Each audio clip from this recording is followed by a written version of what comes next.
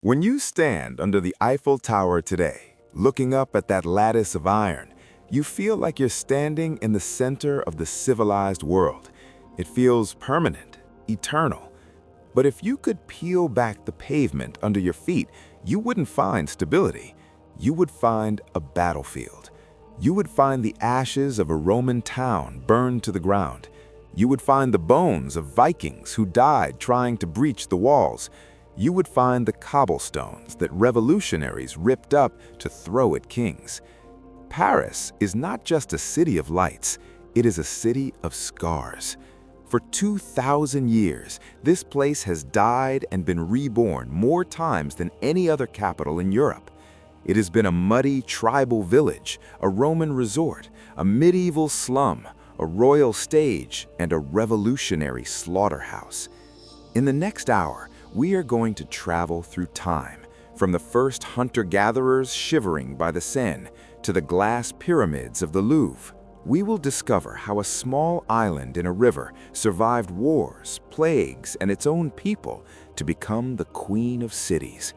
This is the entire history of Paris. To understand Paris, you have to ignore the buildings, forget the monuments, look at the water. The Seine is the reason we are here. 10,000 years ago, this wasn't a city, it was a swamp.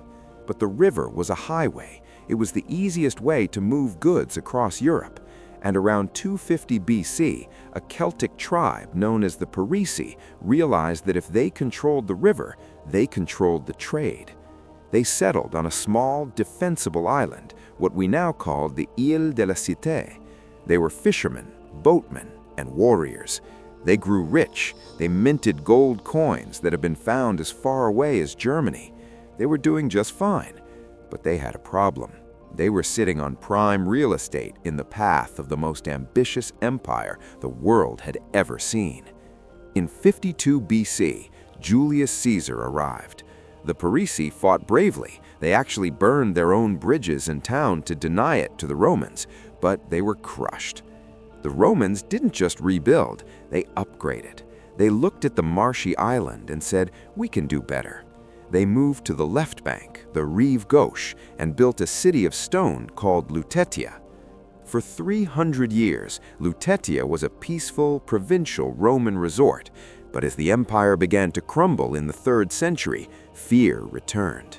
The people abandoned their nice Roman villas on the left bank and retreated back to the safety of the island. They took the stones from their theaters to build walls. Lutetia was dying. Paris was being born. By the 5th century, Rome was gone. The city was an orphan. Who would save it? Legend says it wasn't a soldier, but a woman, Saint Genevieve. When Attila the Hun was marching toward Paris to burn it, she convinced the people to pray rather than flee. Attila mysteriously turned away. Genevieve became the soul of the city. But prayers don't build empires, swords do. Enter Clovis, king of the Franks. In 508 AD, he did something that changed history. He made Paris his capital. Why does this matter? Because for the first time, Paris wasn't just a trading post, it was the head of a kingdom. But being the head makes you a target. Fast forward to the 9th century. The Vikings are here. They didn't come to trade, they came to sack. In 885, hundreds of Viking longships filled the Seine. The city was under siege for a year. The Parisians starved, but they did not open the gates. The hero of that siege was a nobleman named Odo. His bravery proved that the people of Paris were tough, and his family, the Capetians, would eventually take the throne and start building the city we recognize today. By the 1200s, Paris was the New York of the Middle Ages. It was filthy, crowded, loud, and brilliant. King Philip Augustus paved the streets and built a massive fortress to protect the city, a fortress that would one day become the Louvre. But the real crown jewel was rising on the island. In 1163, they laid the first stone of Notre Dame. Paris was now 3 cities in one, the island for the church, the right bank for business, and the left bank for the university. It seemed unstoppable. Then, the rats came.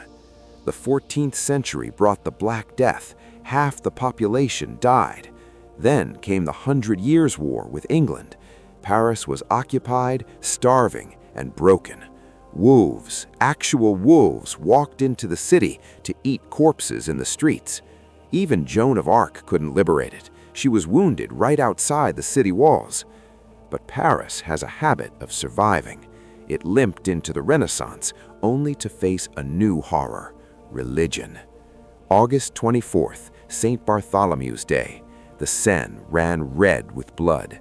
Catholic mobs massacred thousands of Protestants in the streets. It was the city's darkest psychological moment. The kings of France began to hate Paris. They feared its mobs. They feared its smell.